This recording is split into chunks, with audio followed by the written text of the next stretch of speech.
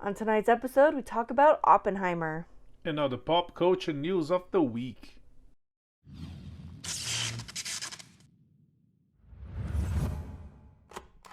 All right, Retina listeners, today is the long-awaited Barbenheimer.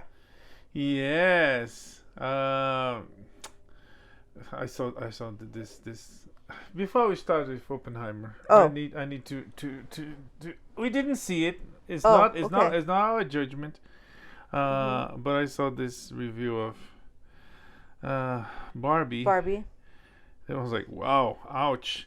Try to imagine the Super Mario Bros. Movie as written by someone who not only hated Mario and Luigi, but blamed them for highway fatalities, climate change, and gorilla abuse while tossing no. in Proust references. So that's the review someone made of Barbie. Again, we didn't see it. I'm not endorsing the review, but I thought it was like, oh wow. Yeah. Someone hated the movie or hate Barbie or both. Or just went in with entirely wrong expectations. I'm still really I don't know curious about what it. would be your expectations of the Barbie movie. Well, from other reviews that I've read, and Because from first, forget about reviews. You said Okay. expectations. So what would be your expectation? I guess it's contaminated because you already saw reviews. right, not a lot, and not like lengthy reviews, but just anyway. Initial expectations from the initial marketing was like a fun Barbie comedy something, and then realizing that it was Greta Gerwig made me think, okay, there's going to be kind of it's going to be a more intellectual, shall we say. And then other trailers coming out as they revealed more and more of the plot and as well as the rating, I realized this isn't just like a fun nostalgia romp with the toys movie, that they're going to be tackling some other issues. It's going to be a little philosophical, maybe a bit of a thinker. Yeah, So, but I'm that's wondering if also people who hate relative. it- That's relative because Legally Blonde does that. It's true. And to be honest, I didn't see any trailer. Curiously, not that I didn't try. I didn't look for it, but the movies, they never showed any trailer, right? It's true. I think most Maybe of the trailers, teasers. yeah, most of the trailers I've seen or like bits and clips have been either scrolling social media or I think it's on Peacock, one of the streaming services we have with ads. But But yeah, we haven't seen them but I in the saw movie theater. a glimpse of images of I think it was a trailer, a teaser, and I saw Will Ferrell. I was like, oh, Will Ferrell is on it. Yeah. And she as a boss, and she coming out to the real world, and there's a street sign that says something like that. And Yeah. which honestly remind me of Legally Blonde. You know, she's coming out of her her life and her habits to do something for, I don't know, for herself and for the world, which is very different than what I expected, because I thought it was like a comedy in the world of Barbie, and apparently Right. she comes out of that. But anyways, enough Barbie. This episode is not about Barbie. Yeah. We didn't see Barbie. We saw Oppenheimer by Christopher Nolan. It was a freaking masterpiece, is what we have to say. Yeah. I think. Nolan proved more than once that he's a master filmmaker, that he does. Primorous, is that a word? Well, it is now, I guess. Primordial? Sure. Like, Okay. like from pristine, from perceptical. He does a spectacular work. He does everything he does in and he's so versatile. He did Batman. He did the Batman trilogy. Yeah. He did war movie on Dunkirk.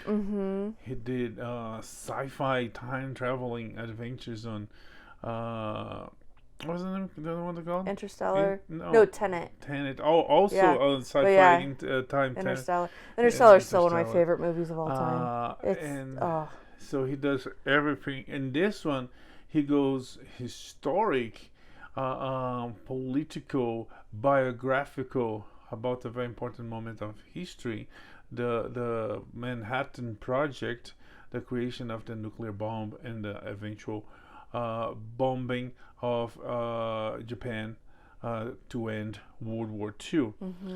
And but he does. It's not only telling the story. He does it masterfully. He tells it. He tells it in ways that you there. You suspense of disbelief level 99. You there. You forget about it's immersive. The world. You go back in time and take part of the story, and you have feelings for the characters. That the characters you follow have feelings for other characters, and you share the same feelings. That's how well he tells the story, and masterfully done. He makes, as a great maestro, as a great director, he makes everybody and everything related to the movie shine. He makes the photographer shine, the editor shine, the guy that does the music, the costume design, the art department, the actors. He grabbed talent from rocks. I'm not saying that there wasn't any rocks. Everybody there was minimally talented, as we saw them in other things. But he made people that already shine even more. It's a spectacular movie. It's Christopher Nolan. It's kind of redundant to say. He works hard. Yeah, he wrote, directed, and produced on this one. With his wife, directed, and produced. With Emma Thomas. And I guess it's not done until it's proper and it's good. Yeah. There was stories we heard about before the movie coming out, that he wanted to make the Trinity explosion as close as the real one as possible and safe. Even though some insurance companies are like no, but he went that far. Yeah. And everything looks spectacular. The movie is long, but at no point is boring. At no point drags. No, I can't think of anything to cut or anything. Every piece. There was we talk about. I don't want to spoil. So. Oh, okay. There was one scene. It's not a wooden cut, but I think I would do a little bit different. But besides that, and I'm not saying it's bad. I'm saying my personal taste. I would change that. But besides that, everything is untouchable. You shouldn't touch. It's a movie made to see on IMAX. The movie was shot on IMAX. The size of the film. What's the difference? Well, I mean, he doesn't do digital, right? Oh yeah, sure. But you use shot for film too. It was shot on 7mm IMAX to the point that the final product is 70mm IMAX. Some movie theaters had to adapt to fit this gigantic creature. It's huge. Yeah, and it's we were joking about Barbenheimer. That's a phenomenon out there. It's apparently there's 200,000, right? 200,000 people double featuring, watching one then the other, or other than the one. And but it's like Barbie, as good as it might be. I'm not saying it is. I don't know, but as good as might be, it's nothing compared to this one. This one is a masterpiece for the ages, and everything he does is, everything he touches, it's incredible. Yeah, this is based on a book called American Prometheus. I don't remember the author's name, but it's taken from that, and it's not really. Even though most of the marketing centered on the scenes from the Manhattan Project, it truly is a film about Oppenheimer. We meet him well before the Manhattan Project, and this covers events in his life that extending far after the Manhattan Project. But of course, Manhattan was a really big deal, and basically why he's remembered and known outside of physics circles. Yeah, the authors of the book American Prometheus is Martin Sherwin and Okay. Kai Bird. I don't know if they're historians, if they were related to the story. Either way, Yeah. Nolan wrote by himself. He adapted by himself. Yes. As he directed by himself. But again, as a great maestro, he wrote the music and he conducted in a way that every element on the band, on the orchestra, Yeah. shown. He brought it together Yeah, so it masterfully. was so good. I did a little reading this morning before we went to see it, just some, because it's nice to know, like, before going to see a historical film, like, what's actually historical versus what is condensed, dramatized, romanticized. Anyway, this was all, it all checked out. The historicity is, like, just on point and fantastic. And Ludwig Göransson, like, the guy is an incredible composer for film and for television, but, like, what he did here was so cool. He built so much of, like, the tension that you feel throughout is not just what we're seeing and the dialogue and everything, but it's the music. Sometimes it's a ticking clock. Sometimes we hear a ticking clock, or sometimes it's more like a clicking Geiger counter, and sometimes it sounds like a train that's slowly speeding up and feels like this inexorable, unstoppable forward, like force moving forward, or maybe it's like stomping feet and marching armies. Like, there's so many different sounds that were like sounds that weren't like orchestral necessarily, but were part of the music and the background, but that were helping to tell the story, that were helping to build the tension, helping us to understand what Oppenheimer was feeling. Like, it was just so masterfully done. Lots of great, like, visual metaphors. Like, it's just, it was phenomenal. And yeah, the cast of people that he attracts and was able to get on this film for even just, like, brief moments, unbelievable. Like Kenneth Branagh. Kenneth Branagh is one of the elites. He's a big deal, not just as an actor, but also as a director. And Nolan got him for what, like, maybe 5 minutes of screen time? 10 minutes? I don't know. Like, just, like, very brief moments. Don't spoil. Kenneth Branagh might be longer, might be not. Well, it's your already spoiled. But right. yeah. Oh, sorry. I didn't realize that would be. I didn't think of that as a spoiler. No, it's great talent in everybody shine. Even the guy that shows up. There's some other people that show up for literally seconds or have very little lines or have no lines, and yeah, they make them shine and in return they make the movie and the director shine. It's a terrific work. This is very interesting on how he divided the movie in basically two chapters, two stories, two moments. One is vision and the other one is fusion. And he used black and white to differentiate in those moments. And there's some moments that they cross over, but is very interesting the parallels he traced with the story of vision and fusion, the past and their future, and so good. Everything was spectacularly done. As I was saying, it's one for the ages. Is a great movie, and if there's justice in the world, it should be nominated for all the awards.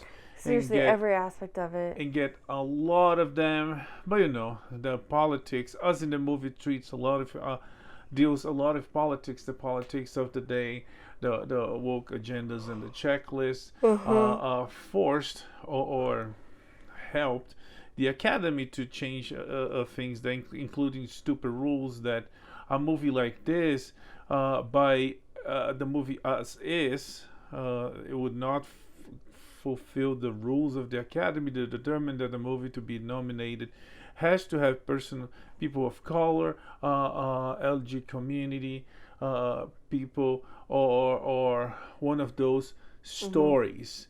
So a movie like this is a masterpiece. Hopefully that will not be the case, because there's other rules that help navigate to the stupid rule. But a movie like this would not be nominated. But if there's justice, this movie will be nominated and it will win. But you know, the Academy proved more than once that not always the best movie wins. You have classic situations where you have Steven Spielberg nominated for Saving Private Ryan. Yeah. And so was Tom Hanks. So was all the aspects of the movie, and then they gave to Shakespeare in Love, which is not a bad movie, but it's forgettable. People watch Saving Private Ryan, and it has an impact. It does. Schindler's List is, not Schindler's List. Sorry, Shakespeare in Love is, Schindler's List also had an impact. But also you have the Moonlights and the Green Books and the movies that come with politics, and Hollywood is always the place of appearances and the place of people that are like doing good, not because it's the good thing to do, but because someone said and they want to appear like someone said. So all those the politics they try it from the quality, and this one is above and beyond quality. And I still hope it would be nominated for a lot, and I still hope it's gonna get a lot. Especially Best Director, because he made it happen, and it's so good. Fortunately, there are other prestigious award shows beyond what the Academy offers, beyond the Oscars, so maybe he can get nominated. Yeah. And even if it doesn't, you should go see it. It's a movie. It's an important movie about an important moment in history. Yeah. That changed history forever. And if you don't get it, you're definitely gonna get it after the credits starts rolling. And Cillian Murphy, spectacular. Oh my gosh. Robert Downey Jr., terrific. There you go. You have Best Actor and Actress Supporting Role, and then you have the Best Actresses in Emily Blunt and Florence Pugh. Besides so many other great performances. Yeah. And Matt Damon was fantastic in this. I'm really enjoying old Matt Damon, in this one, and then the one. What was the Nike one? Nike Air. Air, yeah. Old Matt Damon's doing great. Yeah. Yeah. No, this is truly a masterpiece from beginning to end. I was gonna say, something I loved about it was how he gives us time to just explore some really complicated, thoughts, feelings, ideas.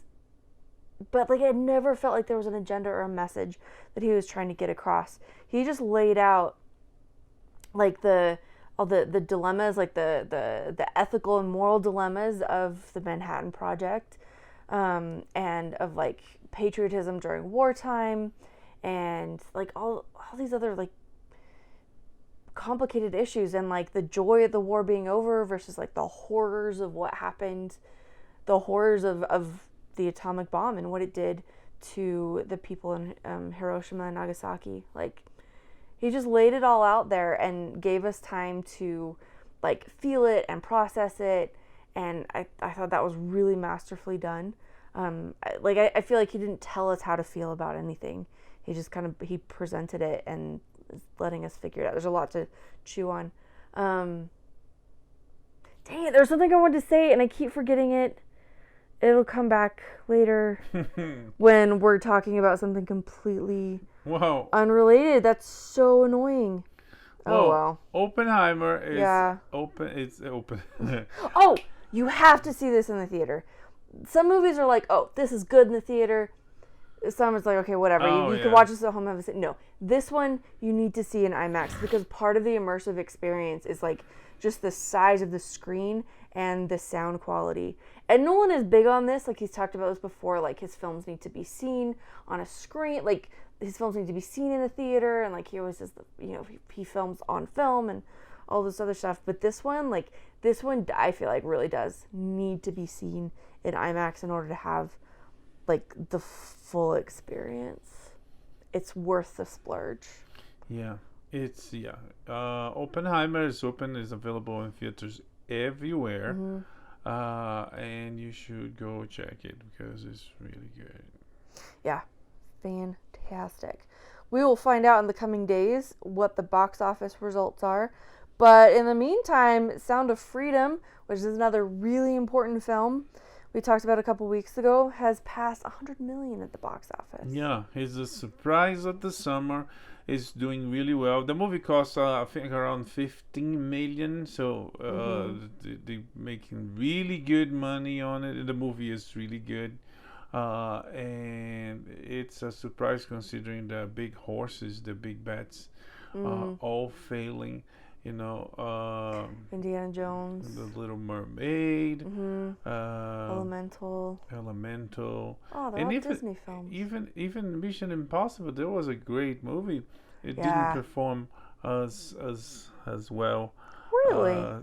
80 million. But Sound of Freedom is doing great. Jim Caviezel is doing press, and people say, "Oh, but you're not gonna join the strike." It's like, I support my fellow actors and actresses and writers as well, but they never came on our support. They want this movie out. And I'm doing this not for me. I'm doing for the movie, and for that, I will continually doing it, because they abandoned us. So they kind of lost our support. Not only him and the other people involved, that probably not even related to those organizations, because it's an alternative to Hollywood. And there's a meme. There's a meme popping out there that, after so many weeks of writers strike, and now the actor strikes, it kind of proved that we don't need Hollywood. Life goes on, and there'll be alternatives. But anyways, this fight still goes on. But Sound of Music is still out there too. Sound of Freedom.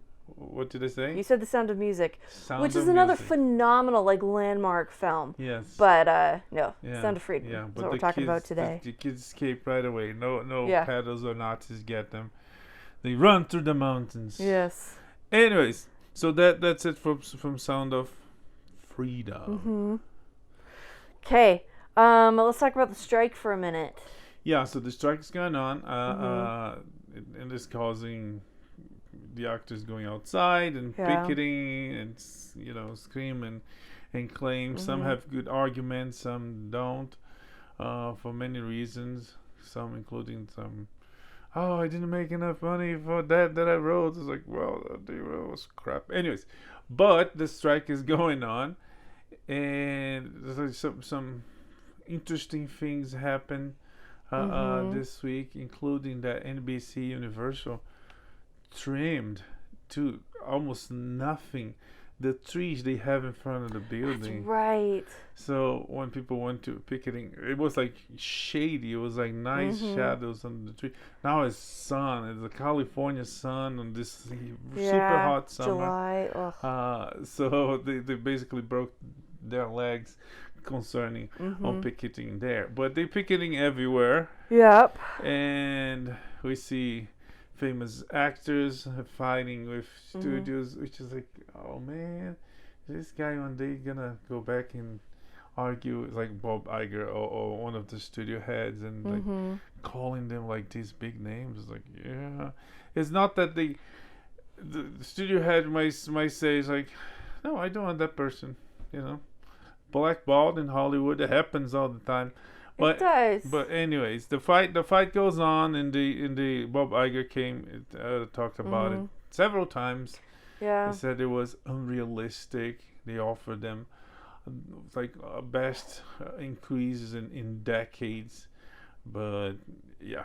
Anyways, I don't know. The effects of it are being felt in San Diego. Yeah, so San Diego Comic-Con is happening this week. This is usually a huge marketing, publicizing opportunity for the big studios. We already talked before about how Marvel and some of the other big studios weren't going to be doing their big presentations this year anyway. No studios are going.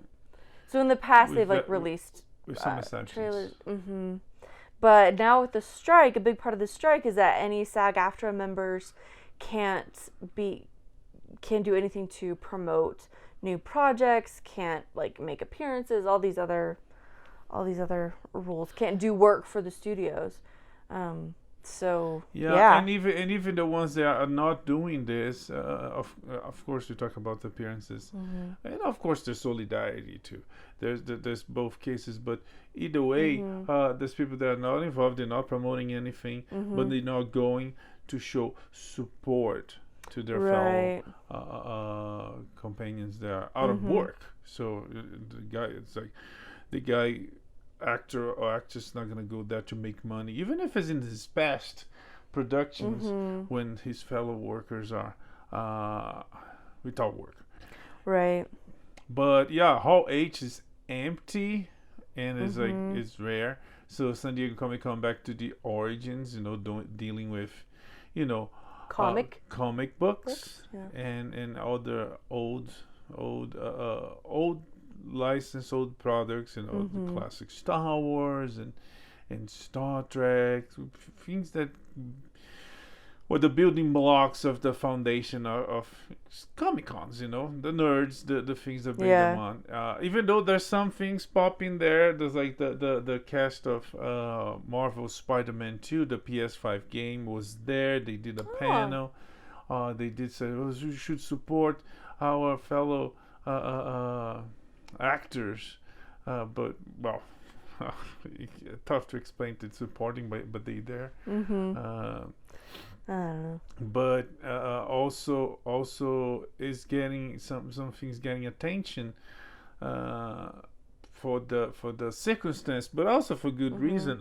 Indian production named Project K, or Kalki 2834. Kalki 2898 AD. Yes, sci-fi from India, from Bollywood. Looks good. Yeah, you can tell it's Indian. There's some distinct styles, some markers. There's almost a moment that there was no dancing in that. No, there was no dancing, but there's a moment that they play the song for dance. You can tell they're gonna dance to that song at some point. I mean, one can only hope. I gotta say, Slumdog Millionaire, I was so disappointed when the credits rolled. I'm like, I'm sorry, did we not dance at all? That's not an Indian movie. I know, but like it was like set in India, so we spent this whole time there. But they dance at the end. They do. That's what I was about to say. That I was finally as the credits rolled. Yeah. Just like it's just a crying shame. Yeah, it was Danny Boyle, right? It was the same guy that did that movie we watched this week. That's right. Train Spotters. Yeah. Anyways, so it looks good. I confess, there's a couple of movies in the near past that Indian movies that I want to see. RRR, one that was nominated last year. Yeah, we need to see that. I'll definitely see. And this one looks good too. There's a couple classic Bollywood films you need to see. I feel like everybody, especially people who are enthusiastic about film. Okay, what are you even doing? You don't get to make fun of something if you haven't participated I'm in not it. making fun. And if you haven't seen Lagan or Kuch Kuch Hote Hai, like what are you even doing? You've not seen the majesty of Shah Rukh Khan crying. Oh, someone made a meme. I mean, the way you said, I have my concerns. But anyway, someone made a photo montage of Shah Rukh Khan as the new DC Batman, which, well, Hugh Jackman. He's a little old for that. When he need, oh yeah, he's a lot old for that. James Gunn, Gunn jokes, yeah, he's gonna be definitely too old. But Hugh Jackman, I guess there's a little bit of courtesy and being a nice guy that Hugh Jackman is. But I guess he was in India, and when he was asked who should be the new Wolverine, and he said Shah Rukh Khan. Yeah. But again, Wolverine is old, so it could go either way. So. It still could be Jackman, as it still could be Shah Rukh Khan. But anyways, the Indian movie. What else about San Diego?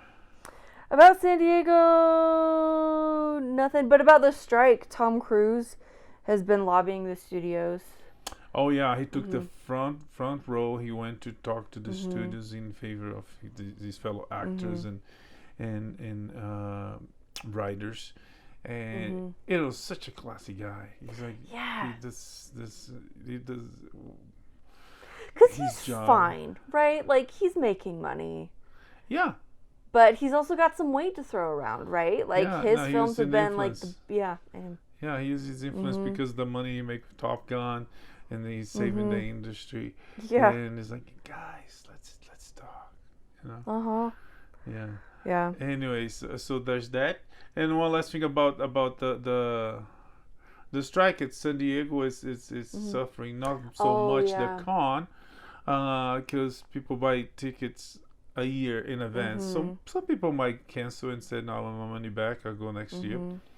But the industry around the con, the what do you call that? Hotels and hospitality? The hospitality industry, hotels, luxury cars for the celebrities, security services, bars, restaurants. Yeah, they provide for not only for the guests of the con that come from all over the world, but for the celebrities that need, a little bit more accommodations. Yeah. So the industry is like, we just bought new Ferraris for but so which like I really feel for them, because I'm guessing here, but it seems like these particular industries would have like maybe just barely clawed their way back from California COVID restrictions, and now they're getting hit again. Fun fact, like, there's a picture man. on a panel.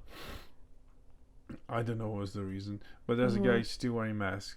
I think he's the conductor of the panel, but anyways. Okay, the moderator. Yeah.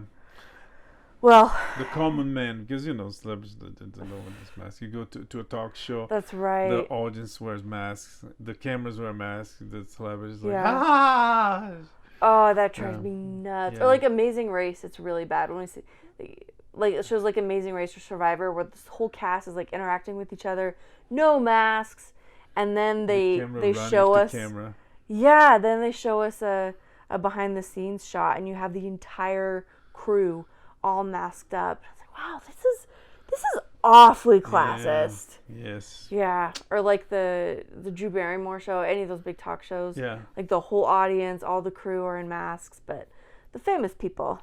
Yeah, everywhere. You saw the Met Gala, like people that carry the cameras of the dresses. Yeah, the assistants. Anyways, enough about the strike. Well, one more thing. Just this is the last thing about the strike is that production happening in Europe and the UK has not stopped. Yes, and it was not stopped. It's different rules, different. Different. Some companies are claiming, like Amazon said, no, we just finished shooting the Rings of Power right before this strike. Like, Oh no. Sure, you're right. There's no way they done. They said they're gonna take 2 years to get done. So, anyways, but House of the Dragon moves on, which was the only fantasy series worth watching. Yeah. Recently, well, Wheel of Time was fun, unless you read the books, in which case you hated it. Yeah, they did have a new trailer for it. I mean, I cared so much that I didn't check or put on the list. Anyways, moving on from the controversies and masses of the strike. One of the roots of the problem is AI.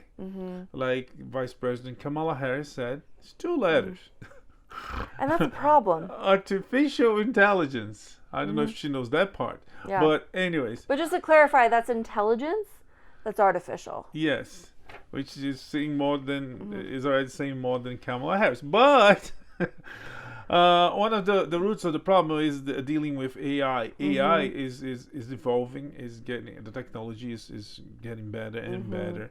So if an AI is commissioned on write a script, the AI will write a script. And dealing with making movies, you don't write a script and make the movie. You write and you treat and you treat and you treat. There's several versions of the script, and you go change and change and change. If you commission an AI to write a script, and you commission and you hire a writer to treat the script, you're gonna have to pay that guy for the writing, right? Not for the treatment.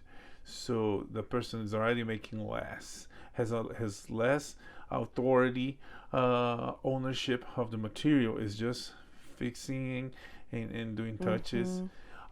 Anyways, about all that, Google, and there's a fear of that, and there's several other industries that eventually might disappear because AI will take over. Right.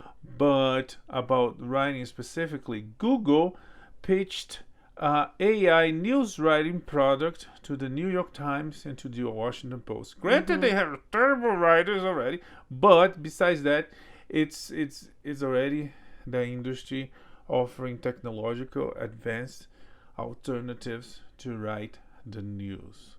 So AI would take over that, and that's why one of the reasons why the strikers are striking, because they demand a better pay, residuals, dealing with streaming, and also the fear of AI. And that's a big one to Google to offer the Times and the Post. It's here to stay, and we don't know if there'll be regulations, but at this point it's invading all aspects of creativity and in several industries. James Cameron has said, I warned you guys in 1984. If you only listen to James Cameron. Who does? Usually he says things and I'm just like, stop saying words. Just stop saying words. No, But with this one, I was like, I think most sci-fi enthusiasts that I know have like knee-jerk like instinctive reactions to AI of like discomfort, concern, apprehension. Like they're not good feelings. AI is a little freaky. Yeah. Especially AI that's this advanced. Yeah, I'm kidding. I said who listened to James Cameron. His wife does. I mean, which the sixth ones, maybe the seventh one. But AI, it's in fiction, it goes from working super nicely, like in Star Wars, you have droids that do everything for you. You don't even have to work. You live like a Roman. Yeah.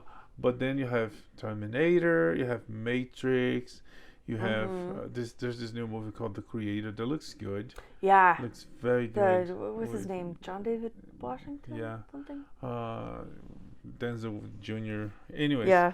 But yeah, that's it. AIs.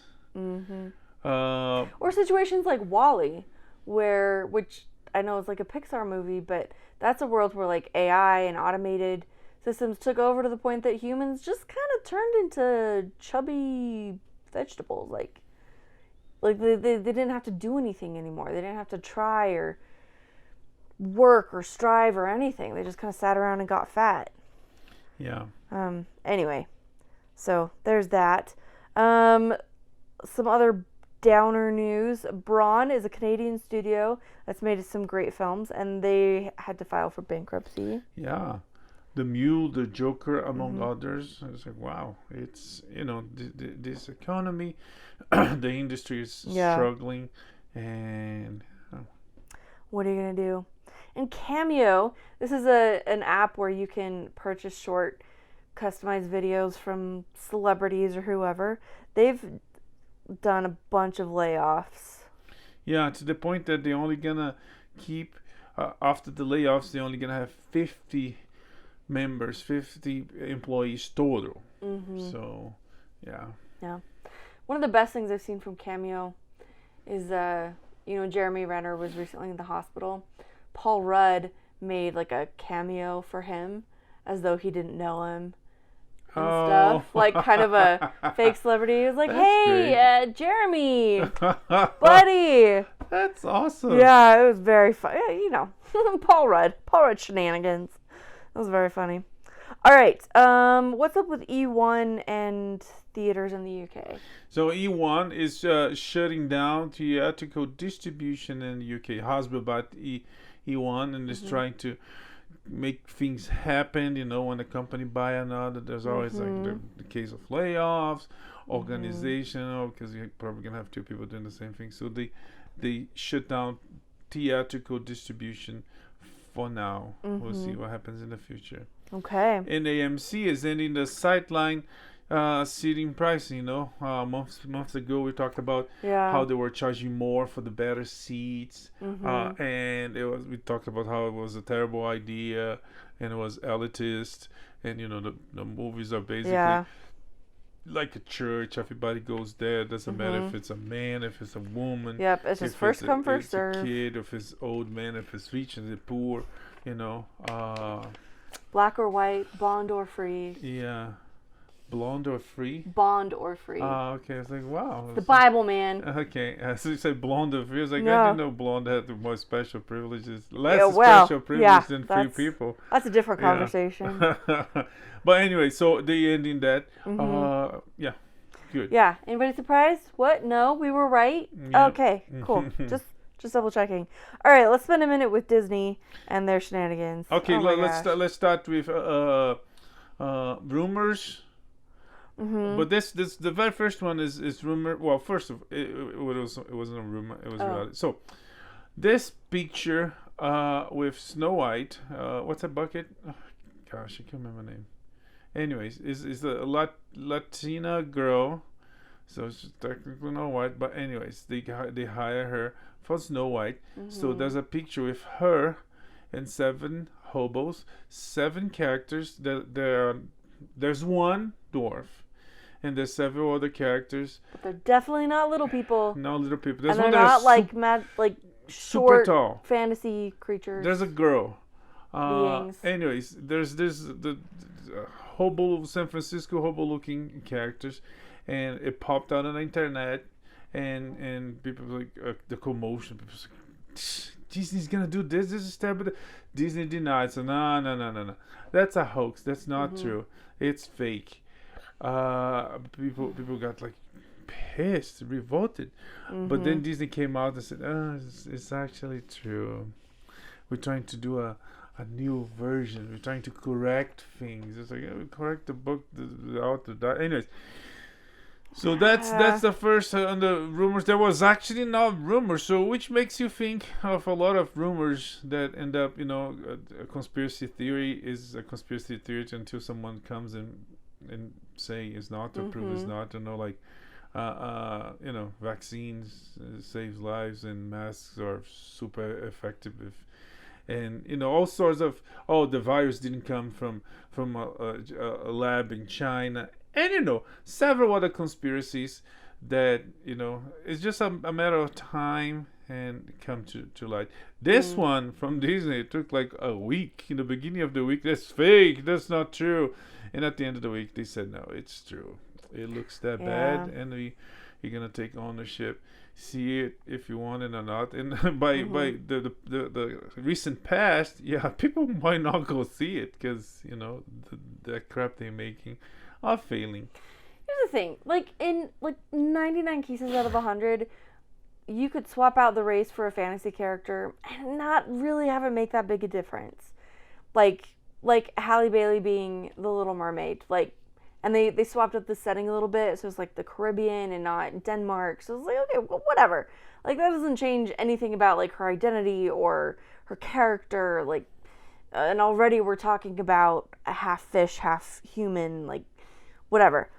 But Snow White, it is explicit in all of the versions of it. It's in the name, and that's the story. The mother wishes for a child with skin white as snow, lips red as the rose, and the 7 and dwarfs hair black as ebony, and it's the 7 dwarfs. It's on the name, and we can have a whole discussion about whether this is an unfair, unenlightened portrayal of little people, or if we're talking about dwarves like Peter Tolkien's Dinklage. dwarves. It was kind of sad because Peter Dinklage started this whole mess. Yeah, he complained that you shouldn't portray dwarfs as dwarfs. It's like he took the jobs out of dwarfs, out of his fellow dwarfs. It was like, come on.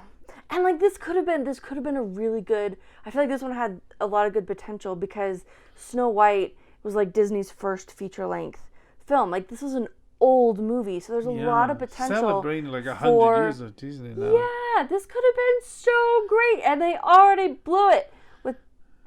Besides the fact that the changes, the crappy changes go beyond that. Apparently, there's no prince in the story. What?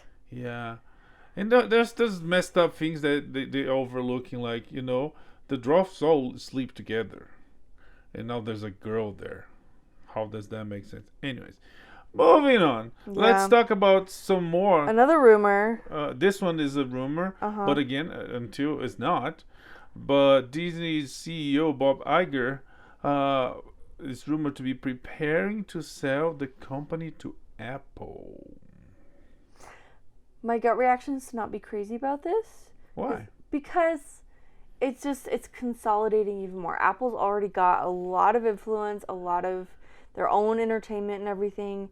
And as frustrating as so many of Disney's decisions are, I'd rather have more people making content than just a couple of people making content. Yeah, but we don't need to consolidate more. Yeah, but Apple is not really about content. It's about technology.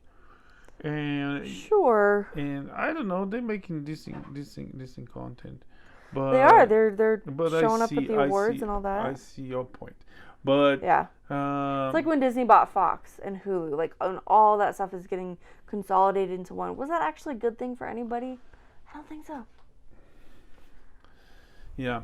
Anyways, another one, and this one is close to reality, is that Kenneth Branagh would direct Gargoyles film for Disney. I mean, good news is Kenneth Branagh, good news is Gargoyles, bad news is Disney.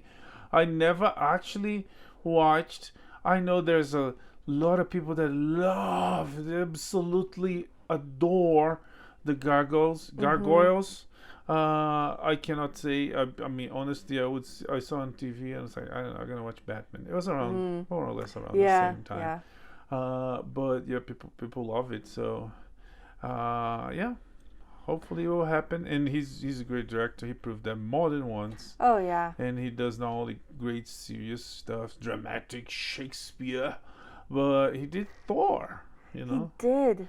And no, he's good, and yeah, he's in good hands. Yeah, I think that's some of the best news I've heard from Disney in a long time. That and Bob Iger saying like maybe we need to lay off of the Marvel Star Wars content. Yeah. So it's not all terrible. Okay, also new content coming. The Boys spin-off series, Gen V, is coming in September at Prime Video.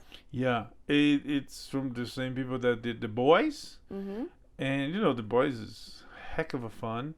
It is unhinged. And this one is the same universe. Younger people, I guess, different problems.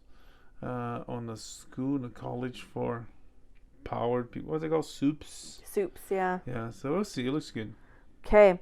Other streaming news. Some streaming services are going to be releasing their content on broadcast television. Yeah, so it's a strategy to deal with the problems that come with the strike. You know, it's summer, so technically there's not a lot that should be out. But coming close to the fall, nobody's making anything. Right. So they're going to use what's already made, you know, and release to broadcast. Like, for instance, there's not really too related to that, but there's a nice strategy to get more subscribers. Disney is releasing the first 3 episodes of Secret Invasion on Hulu. They did that in the past with other shows too.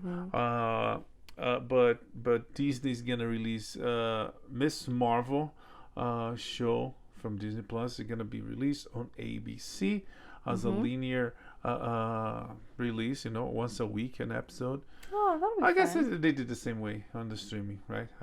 But Yellowstone is going to be released on CBS. About linear TV, Bob Iger said, and he kind of bit his tongue and walked backwards. He said that they will not focus on linear TV as much in the near future. But again, he walked that back because people said, "What the heck?" Because you know.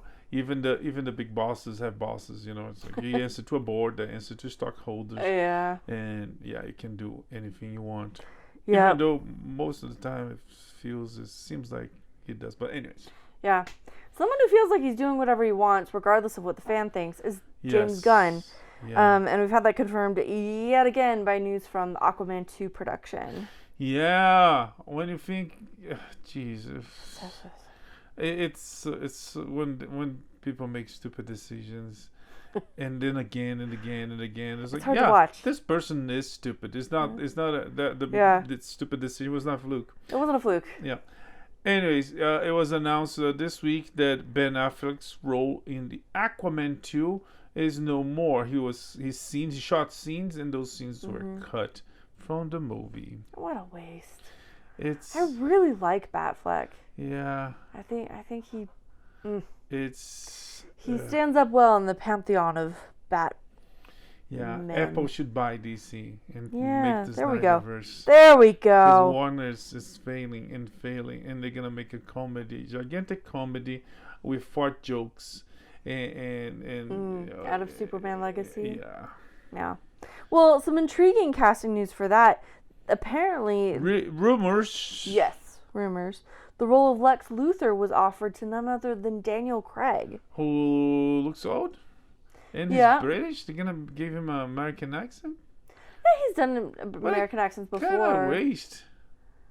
I mean, I don't know. He's kind of a powerhouse actor. Yeah, I mean, there was in the past there was like he has the looks because he was an exception Bond.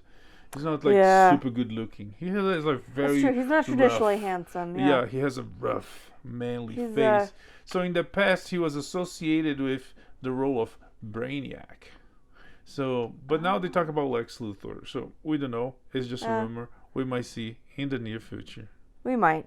We're We'll not find gonna out. hear. We're not gonna hear from San Diego because there's not gonna be any announcement. There's there. nothing happening there. Yeah. So, in the meantime, as if Tom Cruise hasn't done enough extreme stuff already, he says he's working diligently on a movie to be filmed in a brand new, exciting location. Space, the final frontier. For film. Yes. Tom Cruise is going where no Tom Cruise has gone before. Yeah. I mean, I'm down. I can think of worse things. Yeah. He's demonstrated a lot of, not just like skill and talent, but also professionalism when it comes to doing like crazy bananas stunts. He delivers. He definitely delivers. Yeah, and making like incredible movies with practical effects. So, I mean, why not? Yeah. Worse things have happened to the space program. I'll pay to see that. Yep. And with the privatization, is that a word? Yes, the privatization. Privatization of the space program, they have alternatives, and you can split the costs and the profits, and it would be a way for Musk. What's the Amazon guy? Sarandos? No, Bezos. Bezos. Even what's his name? Bronson. Virgin Galactic is still a thing. To get into the media industry. Oh, never mind. Or Bezos is already there, even though what he does is crap. But some of it, just strings of power. Jack Ryan is doing good. Yeah. Terminalist was really good. The Boys. Yeah. Anyways. Yeah. But even if he goes, like he worked with the military to make Maverick, like he can work with NASA. Yeah. To do something there. Space Force. Quite the boon. Yeah. For Space Force. For Space Administration. Yeah. Or yes, the Space Force. Oh, he becomes the Green Lantern that we need. Oh no, they're gonna make a joke out of that too. Anyways, grand shame. That's it for this week. We come back next week with more pop culture news and entertainment. We're gonna see a local release. Yeah. You're gonna see this movie called Go West, Son. No, it's just Go West. Go right? West. Go West. Yep. This is from JK Studios. This is another out of Hollywood production, and it looks very promising. Yeah, as if the cast, the founders of Studio K. Nope. Studio C. Studio C. They currently are doing JK Studios, and they have a show, and I can't remember what it's called. Oh, they have a show? They do. Okay. Yeah. But they are none of them are on the Studio C anymore. It's a completely different cast. Totally different cast. The cast. show's still on. Yep. Okay. So yeah, you're gonna see this local release, and they're gonna tell you if it's worth your time. We will pass judgment It looks on funny. other people's work. Yeah, it looks fantastic. Anyways, that's it for this week. We'll see you next week for more pop culture news and entertainment. May the force be with you. Live long and prosper. Bye. Bye.